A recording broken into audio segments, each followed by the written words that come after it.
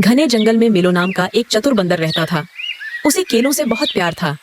हर सुबह वह सबसे ऊंचे पेड़ों पर चढ़ता और सबसे पके और मीठे केले खोजता। एक दिन मिलो को नदी के पास एक पेड़ पर सोने जैसे चमकते हुए पके केले लटके हुए मिले। वह बहुत खुश हुआ। उसने तुरंत एक केला तोड़ा और बड़े मजे से एक बड़ा कौर लिया। लेकिन जैसे ही वह दूसरा केला लेने बढ़ा, उसे झाड़ियों में सरसराहट सुनाई दी। मिलो चौकन्ना हो गया। उसने धीरे से बाहर झांककर देखने लगा। मिलो ने देखा कि कुछ चालाक तोते झाड़ियों से निकले और झटपट पूरे केले का गुच्छा पकड़ लिया। वे अपनी चोंच और पंजों में केले दबाकर तेजी से उड़ गए। मिलो गुस्से में पैर पटकने लगा। वे केले मेरे थे, उसने गुस्से से कहा। लेकिन फिर उसके दिमाग में एक चालाकी भरी तरकीब आई। वह चुपचाप उन तोतों के पीछे जंगल में झूलता हुआ जाने लगा। जल्द ही मिलो ने देखा कि तोते एक ऊंची डाल पर बैठकर मजे से केले खा रहे थे। वह जानता था कि वह उनसे लड़ नहीं सकता, लेकिन उन्हें चकमा जरूर दे सकता था। उसने कुछ चमकते हुए छोटे छोटे पत्थर उठाए और धीरे से उन्हें नदी में फेंक दिया। पानी में हलचल होने लगी। तोते चौंक गए और चारों ओर देखने लगे। तोतों को चमकती चीजों का बहुत शौक था।